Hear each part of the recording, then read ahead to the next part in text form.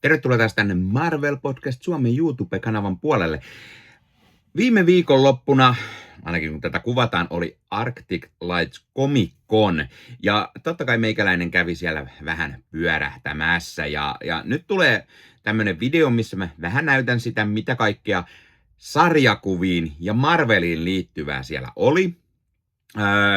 Kävi vähän katsomassa, ketä sarjakuvan tekijä siellä paikalla oli, pikkusen ehkä jonkunnäköistä videomateriaalia muutamasta myyntikojusta saattaa tulla ja pikkusen sarjakuviin liittyvistä paneeleista tulee juttua. Ja sitten lopussa vielä näytetään, että mitä kaikkea Marvelin liittyvää meikäläinen osti sieltä. Ja no itse asiassa ihan kuten viime vuonnakin, niin pelkkää Marveliahan meikäläinen Comic-Conilta osti, koska hei, miksikäs ei. Mutta näytetään ne lopussa. Nyt otetaan vähän pikku maistiainen, mitä sieltä löytyy. Ja jos haluatte enemmän tietää, mitä Arctic Light Comic-Conissa oli, niin ei muuta kuin Leffahullu YouTube-kanavalle katsomaan. Meikäläisen omalla kanavalla on sitten siellä hieman laajempi video, mitä kaikkea siellä oli. Mutta otetaan nyt tähän tämmönen pikkunen maistiainen. Tässä siis sarjakuvan tekijät, eli siellä oli Marvelin piirtäjiä ja kirjoittajia paikalla ja DCltä myöskin totta kai. Ja sitten tuolla vieressä tommonen hieno Supergirl-lava, jossa paljon kaikkea kivaa. How you doing today? Good? Very good, yeah. Good. Can I film this? What's that? Yeah, you want the picture? Yeah, we have Finnish Marvel podcast. Oh, We okay. have talked Marvel comics and movies and series and Very cool. and That's fantastic. Oh no. I like the idea you get free bucket. That seems a very fitting thing, like a pocket. There you go. Yes, Let that very dry. Really? Let it dry for a minute. What's Yeah, the yeah. point? What is it about I was. Finnish people that allows I remember when I was very young and start reading Marvel comics, Spider-Man and etc. And then the Finnish Marvel magazine. There came yours, Marvel Knights. Marvel Knights, yeah. Yeah. That's I think first Daredevil what I ever read. Oh, yeah. Kevin Smith wrote The Marvel Knights one. Yeah, it's a fun one. I've been signing them all day. Yeah, So, I can't find my own copy. I think they have like collected editions. Yeah. It was a while ago. It was 25 years ago. Yeah. Ooh, Time it flies. doesn't make sense. Yeah. I'm only 30. How is that possible? I'm 18, so. I like it. There you go. This has been No, we don't like to think about that stuff, that part of it. Yeah. 262. But yeah, no, good times. I mean, you know, I still do once in a while. I still do it Yeah. once in a while. Yeah. Not too much. They pay terrible, so I try to work everywhere else. Yeah. They rather hire new people and pay less. Yeah. That's every company. Yeah, pretty good. Yeah. Well, they hire Paul Jenkins. He'll do anything. €5. Yeah. Do you want me to sign it to you? Yes. Thanks. Awesome. Yeah. You know, it wasn't a big thing, but if Yeah, you look at the first and we have- Iron Man movie, We have Iron a Man, Finnish Marvel podcast where we talk Marvel comics and Yeah. and Spider-Man. Well, my favorite character. Is he? Yeah. Yeah, and my favorite bad guy, Norman Osborn. I'm always talking Norman everything. So. I mean, I growing up, it was like green. it got really weird because I love the John Romita ones, the older ones. Yeah. When he first came, he Spider-Man with the thing that Chinese gun. Remember that? It was like Mike Esposito, Spider-Man, Gwen Stacy, and all those issues. like Yeah. Thanks. Oh, my pleasure. And I think Yeah. that would be a really Then bad yours. reason for them to Oh, thank Yeah. you. No, Keep forgetting I my don't have any problems with Israel. Thank you. Like, they So got better. only My pleasure. because they had Yes, the voting, thanks. you know? Thank you. Good seeing you again. Thank you. It wasn't for the right.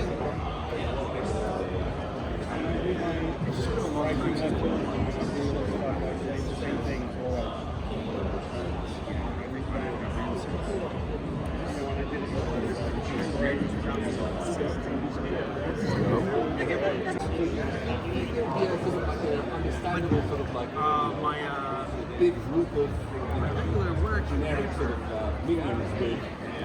That would have been kind of the center of it. Your Watchmen story. Yeah. That was when I did that with the late great Darwin Cook, who I miss very much still to this day. Yeah.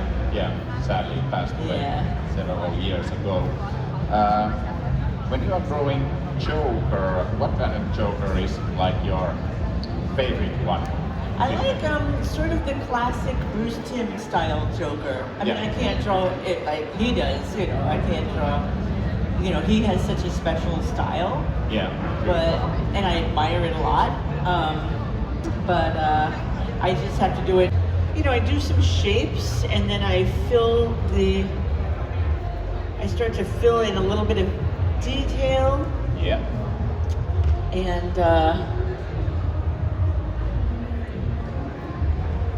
then with a quick sketch, I'll do, like if I do a comic cover that's going to be for print, Yeah. I go in and I noodle it much more than I do if I'm doing a quick sketch. But this should give me enough to work with my very, very large pen. Oh. So, this is my mouth, so I'm talking a bit funny. So if I sound strange, that's what that is. No, you're not. It's very regional. The last convention I did, we were in Calgary, Canada, and they love Power Girl. They love the Superman family Yeah. in Calgary, Canada. But then in other places, they prefer Harley. So. The Mad Love story, that's kind of like my favorite as these characters, and it's nice to see someone do. You're assuming that I did. It's great to be back on stage.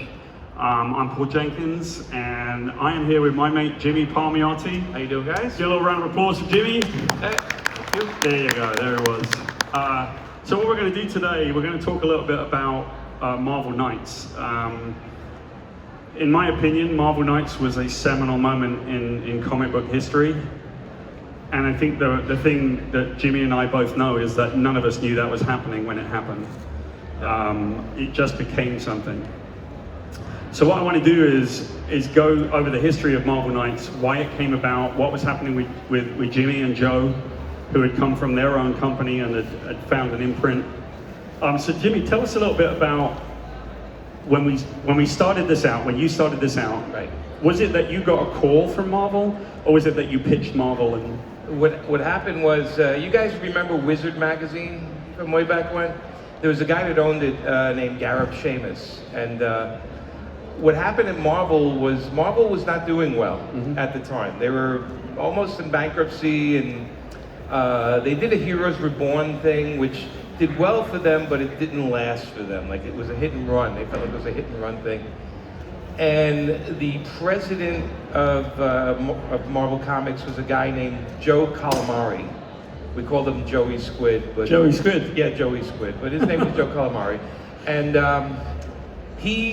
Gareb met with him and he said, listen, is there anyone in the business that we can maybe bring in to help the company? And Gareb mentioned Joe Quesada and I. He said, well, you know, Jimmy and Joe have a following. They put out their own cute little books, and tell everybody what your company was, because yeah. So the company at the time, Joe Quesada and I did a company called Event Comics, and we published a couple of books. One was Ash, which was like a fireman superhero, and the other one was Painkiller Jane, which is basically a cop that can't die kind of thing, female cop. But we had this small company, and we were doing very well with it actually. But I got a call to go up to meet with Joe Calamari at Marvel, and I figured, well, why not? You know, I figured I'll get a lunch out of it, at the very least. And he pitched an idea of us, Joe and I, taking a couple of their characters that they really weren't doing too well with, and see if we can kind of rebrand them, make them a little more exciting, make people buy them. Now, at the time, it's hard to imagine this, but at the time they were canceling Daredevil, and they were canceling Punisher because there was no sales, which is hard to believe now if you think about it now. But so when we went up there, they said, what characters would you guys like to take on? And we right away went to Daredevil because we worked with this guy, Kevin Smith, who was a movie director. And Kevin was a buddy. And he wanted to write Daredevil, and he owed us a bunch of favors for being in his silly movies. And then, so we said we'd like Daredevil and Punisher because if you're going to cancel them, we'd like to take them on because we love those characters. We asked for Wolverine, they said no way. And then both Joe and I have a big love. I have my comic collection. I have Fantastic Four number 1 to 150. I have all of them. So the next couple of characters we were interested in were ones that were in FF, introduced in the FF. So we went after Black Panther and the Inhumans. And we didn't know what we were going to do exactly at the time. But we said, well, we would like to do this. We would like to get paid this. And we also want the 13th floor of this building. Okay, so the 13th floor of the building was the penthouse of the famous Marvel Comics Park Avenue building. But the penthouse was a smaller, like there was the whole floor of the building, and then the penthouse was like 1/4 of the building. Yeah. And you had to have a separate staircase to go up from 12. It was like the mystery place up there. And the unlikely thing happened was he said yes to everything. And we were like, uh-oh. So we were like, okay, and he said, you know, here's your budget for the books, and here's what you can and can't do, and then here's your contacts. We had 2 people that were our contacts for story. It was obviously Bob Harris, who was the editor-in-chief, and then Chris Claremont was our story editor. Of course, we were very lucky, the brilliant Chris Claremont. And our art director contact was Michael Golden, who was an amazing artist as well. And then we moved in there, and it was like 2 idiots going up to Marvel Comics. We were like, oh my God, they gave us the keys to the building. And now we need to put some books together. We need to get some teams. And we went after people who we either knew or people we read and liked, like the gentleman on to my left. But I literally hired friends from high school. Mark Texeira was a guy I went to high school with, so I hired him for Black Panther to draw. Jim Owsley, or Chris Priest was Joe's first editor at DC. And then we were a big fan of actually Paul's work and also Jay's work, because we knew Jay, you know. And then Joe and I handled Daredevil, and then The Punisher was an interesting book because we knew no matter what we did with The Punisher, it wasn't going to sell. Because they wouldn't let you do it the right way, I think, at the first time. Right, no, they wouldn't. So we figured to get Chris Golden and Tom Sanowski, and we got Bernie Wrights in to do the first Punisher miniseries.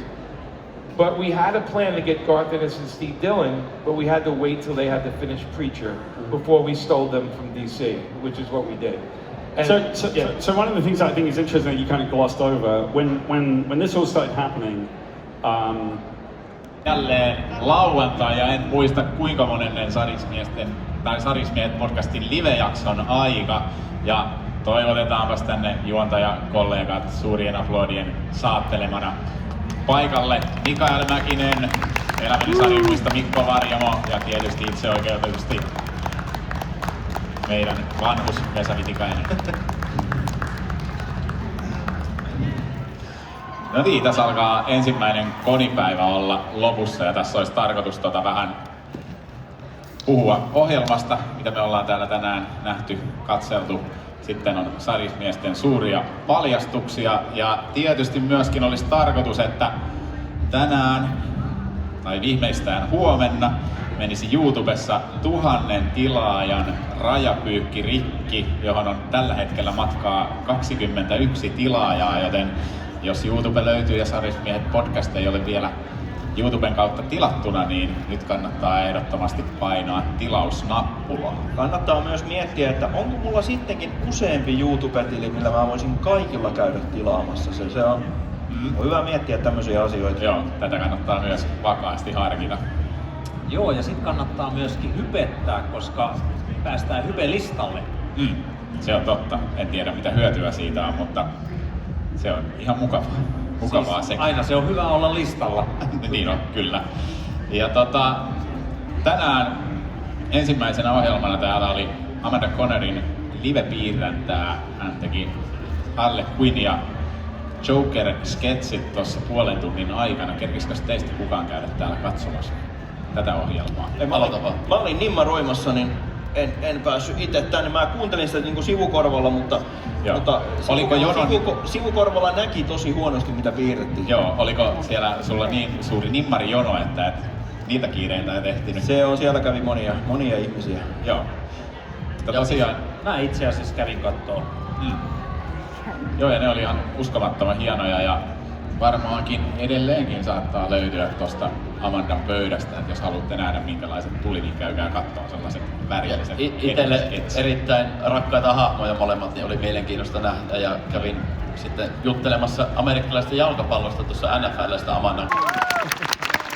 I am so disappointed. I'm trying to get over it. It's... Nyt oli kyllä hauskaa. Vesa ei ymmärtänyt tästä Joo, on sen verran vanhaa. Näin. Ei me jakelu tommosia. No niin, se on komikkon. Mikäs on päivä homma? Sarjasmiehet, elämäni sarjakuvat, Mikko. Mitäs, onko sarjasmiesten podcast tänään jälleen päivän paras? Päivän päätteeksi ainakin paras live-podcast. Oli niin hienoa live-piirretään jo aamusta, että vähän pistää paremmaksi. Ja tässä samalla kaikkien kannattaa tulla katsoa se, koska arvotaan kaikkien universumeiden ja multiversumeiden ja aikajanojen isoin sarjis- ja merch-paketti silloin kello 17.10 alkaen tuossa Comic Stagella. Siellä on mukana meidän lisäksi Ykolve ja Turun sarjakuvakauppa. Megapaketti. Eli toisin sanottuna tää pitää pistää ennen sitä ulos. Hyvä. Eli tää tulee ulos ennen sitä. Kyllä. Joo, se on sovittu. Hyvä, kiitos, mahtavaa. Kiitos. Strength of any and all these characters is the fact that they're malleable. They fit into so many different things. I know my first interaction with Spider-Man was at like 6 years old when my mom got me a pair of Spider-Man underwear. First interaction with Superman was a plastic Halloween costume where the cape ripped within 5 minutes because, again, you're talking about a plastic Superman cape. Can only go so far. But just to be aware that these characters, they inspire, they motivate, they take us to places we've never been before, and in some places that we have been before, just, from a differing perspective. So that's what I hope to accomplish with these books. I really have not much else to say on that end about it, but I want to get this because honestly, with this level of this size of the fan base in here, I think this works perfectly for if you have any questions about A, the books, B, the characters in general, just any general thoughts. It just keeps the conversation going. Like I said, I've been a fan of this stuff all my life. I've also I've also been on staff and worked in the comic book industry for a good long time. So if there's ever an opportunity to pick somebody's brain who's been like behind the front lines of this for a good long time, now's the time. So that said, I just want to open it up to initial questions. If anybody has any questions whatsoever about the books, about how they came together, that sort of thing, we can start there. Anyone interested? Mm-hmm. Very good question. And thank you for breaking the ice. That said, I'm going to get up. This is going to work a heck of a lot better. So, for the Spider-Man book, it's a heck of a lot easier. So the process works something like this. Paul, who was the 5-star chef that I worked with on that book, came up with a decent amount of recipes. He lives in California, which is the other side of the country, but he was New York born and bred. So for Spider-Man, it just becomes a case of we are a melting pot. We have we have every nationality under the sun. We have every color, creed. So it truly is as melting pots go for the entire country, it is pretty much the model of what you would want in terms of like different cultures all landing in one spot. So it was just a matter of figuring out where would your Korean dishes be most centralized? Where would your Italian dishes be? And so he came up with the recipes, I came up with the stories, and then we pretty much played it like a dartboard. This is best for Queens, that's Staten Island. Don't go to Staten Island. Just as a warning going, there's nothing to see there. But this is the Bronx, this is Brooklyn, this is quintessentially Brooklyn. And just from there, once we figured out where the groupings were, that's when we find the voice. As far as the book goes, that was a lot of, it's mostly Peter narrating the stories behind the recipes and then going into the recipes themselves, but we also have instances where Miles Morales, who is principally located in Brooklyn, pretty much took over the narration. So there'd be things from his Afro-Caribbean background. There'd be other characters like Luke Cage, which I threw in there because his most famous catchphrase is "Sweet Christmas." So we had a Yule log, a Christmas log, that became his recipe to introduce him to the story. So it's just a matter of finding a synergy between how the recipe works once we got the recipe list down and what works best with what character. That was the easy one. Superman one was a wee bit different. Noniin, ja sitten ostosten pariin. Eli ostoksia tuli tämmönen pino. Tänne ei se kaikki nyt suorastaan ole ostoksia, mutta näytetään. Eli ensimmäisenä näytetään. Meikäläinen osti Funko Popin. Superior Spider-Man. Mä oon varmaan ennenkin puhunut kanavalla, että Superior Spider-Man on yksi suosikki hämis tarinakaaria.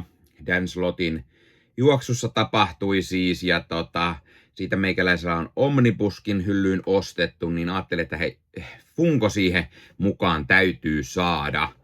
Siinä oli hintaa 350 kruunua, eli en nyt muista mitä, sitten tuli 30 € suurin piirtein. Kai. Ja totta kai se avataan. Mä Funkot pidän aina esillä niin, että ne on avattuna. Se pääsee hyvin oikeuksiinsa. Ai että, tää on muuten nätti. Mä tykkään tästä. Tykkään tästä tosi paljon. Eli se on Superior puku. Tää tämmönen hieman tummempi. Tummemmat nämä silmät. Sitten on nämä tämmöiset erikoiset gauntletit käsissä. Mitä oli. Sitten on nämä hämähäkin nämä raajat, koska Superior Spider-Man oli Otto Octavius, eli Doc Ock, tohtori Mustekala, ja Mustekalalla on lonkeroita, niin kun hänestä tuli hämähäkkimies, niin täytyyhän hämähäkkimiehelläkin olla pikku lonkerot.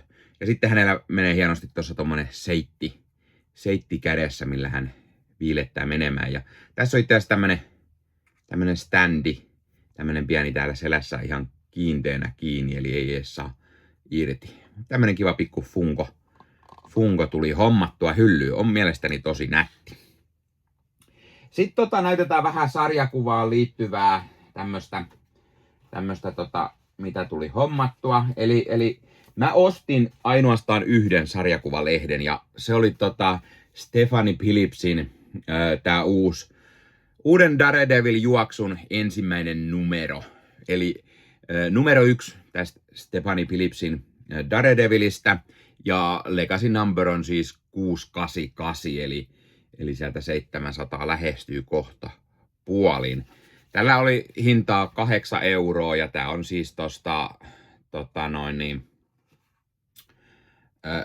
Turun sarjakuvakaupan pisteeltä oli, niin heiltä ostin sitten. Ja tää oli itse asiassa se, että mä mietin heti, että jos mä löydän tän single issuena, niin ostan ehdottomasti. No eihän sit muuta ole tullutkaan, kun tää vasta alkoi ja sit on... ei taida olla tokakaan lehteä vielä ihan pihalla. Eka on ainakin, mutta en ole varma oliko tokaa pihalla. Ja mä tykkään, tää on tosi nättiä ja Stephanie Phillips tosiaan kuvittajana ja Lee Garbett on, sanonko kuvittajana, kirjoittajana Stephanie Phillips ja kuvittajana Lee Garbett ja tussaajana Frank Martin.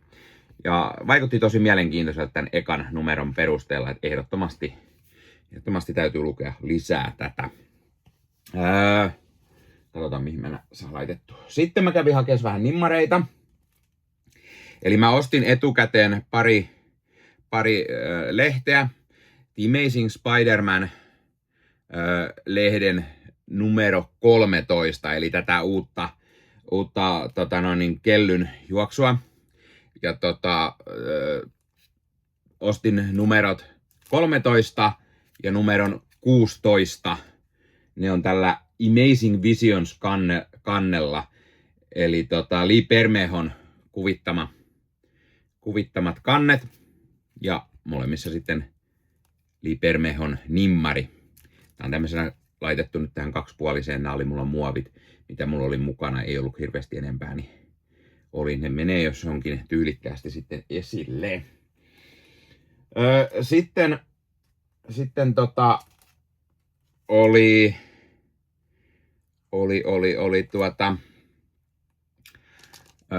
legendaarinen Jimmy Palmiotti ja häneltä tämä uusi Daredevil Punisher-lehden numero 1, ja Palmiotti on tosiaan kirjoittanut tän. Niin hain häneltä nimmaria, hän piisi vielä Punisherin ton kallolokon tohon vielä.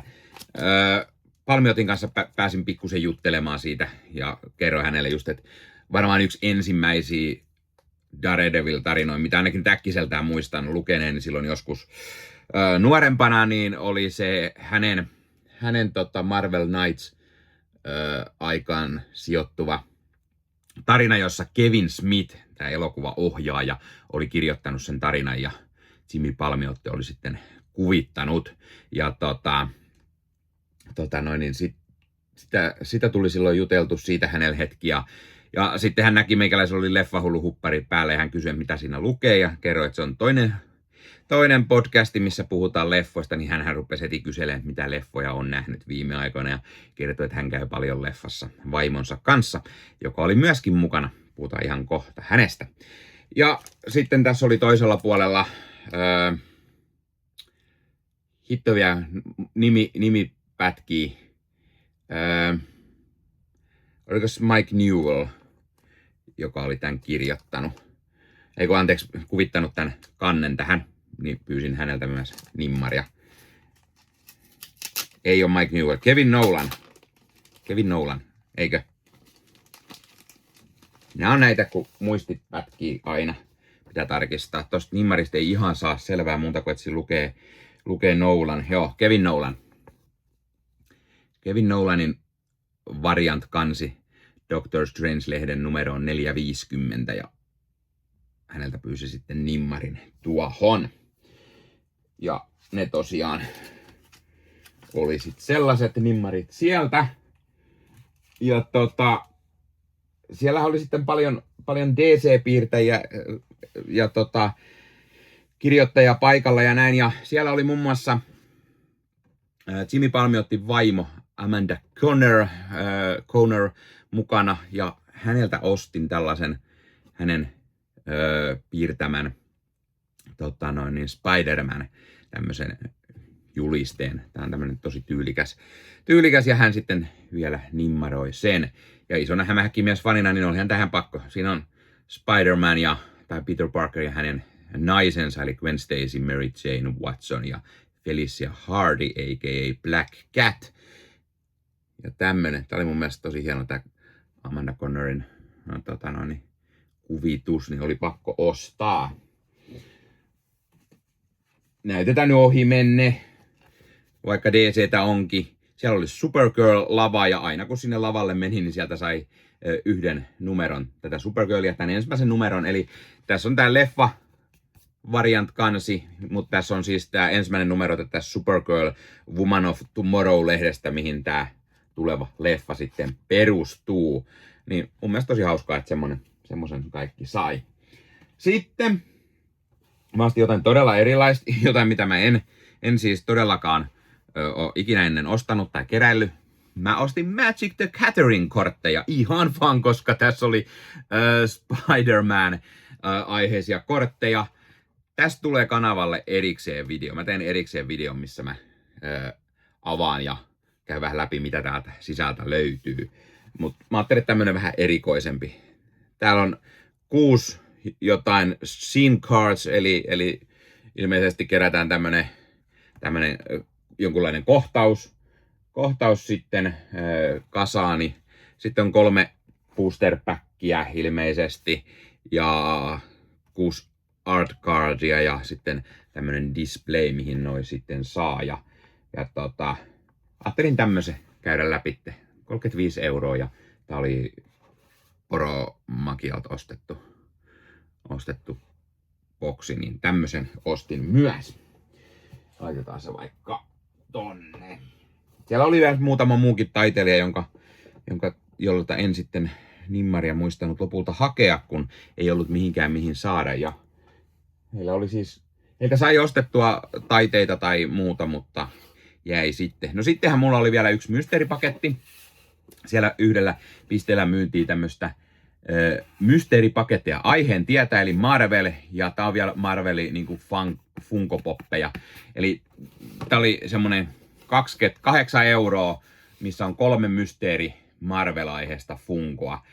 Erikseen löytyi myös sellaisia bokseja, missä oli 5 kappaletta jotain Funkoja, se oli vähän isompi, ne pääsi Marvel-aiheesta loppumaan, joten en ostanut sellaista. Ja sitten oli erikseen sellaisia myös, jos luki niinku aiheena esimerkiksi vaan Marvel, mutta ei Funko Pop. Eli sitten siellä voi olla ihan mitä vaan Marvelin liittyvää, niinku, esimerkiksi teepaitoja tai tarroja tai mitä nyt lienee. Mutta mun tarvii ensimmäisenä käydä hakemassa äkkiä jotain terävää, koska se unohtui, joten... Noniin, otetaan auki mysteeri Funko. Iskarsin sakset on aina oiva unboxaustyökalu. Tosiaan, mä jätin tämän avaamisen videolle,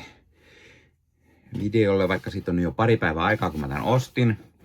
Mut nyt mä voin vähän raottaa ja katsotaan mitä kivaa sieltä löytyy. Lisää Funkoja. Noin. Marvel Funkoja löytyy siis paketista. Mitä löytyy? Mysteeri. Aha, sieltä löytyy tällainen setti. Eli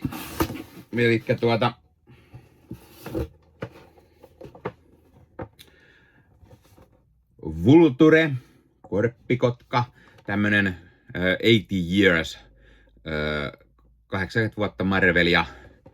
Tää on tämmönen Vulture ensi esiintyminen tapahtui Amazing Spider-Man-lehdessä numero 2. Tossa on siitä kannesta kuva ja tommonen, ja sitten on itse Vulture boksissa. Ja hauska Vulture. Vultureahan mulla ei ollut ennestään Funkona, joten tosi hauska sinänsä.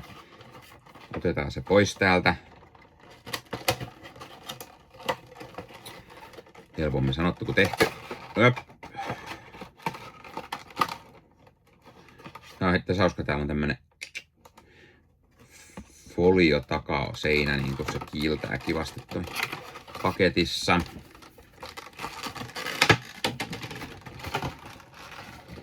No. Näitten Funkojen saaminen välillä tästä laatikosta. Noin. Vulture. Lähdössä lentoon. Tosi tyylikäs. Tämmönen just jalkapystys. Zoom. Lähdössä lentoon. Ja tässä on myös tää takana oleva tämmönen teline sitten, millä tää ukkeli pysyy paikalla. No sitten sieltä löytyi Miss Marvel, eli Kamala Khan. Ja tää on Marvel Studiosin Miss Marvel-sarjasta, eli se sarjaversion Miss Marvel. Otetaan se myös pois tuolta paketista. Se on tosi hauska näissä punkoissa, koska näissä on siis erikseen se olemassa, että on sarjakuvan variaatioita ja sitten on leffa-sarjapuolelta variaatioita myös, eli on paljon erinäköisiä. Oho. Siinä Miss Marvel. Ja tyylikäs myöskin. Mulla ei myöskään Miss Marvelia ollut aiemmin, niin saa semmosenkin hyllyyn. Ja tässä on myös tää selkäjuttu. Ja sitten siellä oli kolmantena tämmönen pikkuruinen funko. Eli Pocket Pop Keychain. Eli tää on niinku avaimen perä. Sinister Strange elokuvasta Doctor Strange Multiverse of Madness. Avataan tääkin täältä boksista, jos mä sen saan vaan auki.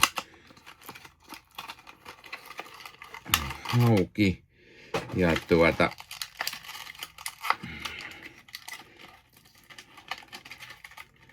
No.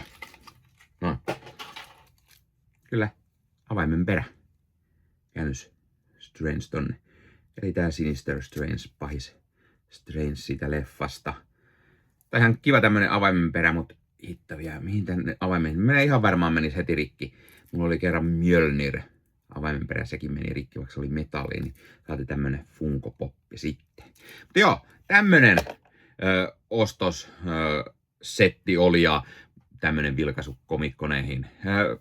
Laita he peukku, jos tykkäsit tästä. Pistä kommentteja, mitä mieltä olit ostoksista, mitä mieltä olit tapahtumasta. Olitko itse Arctic Like Comic-Conissa paikan päällä ja mikä oli siellä parasta, jos olit. Pistä kommentteja ja kanavat tilaukseen ja ota Marvel Podcast Suomen kaikki some-alustat haltuun ja niin poispäin. Ja ei muuta kuin ensi kertaa. Moro!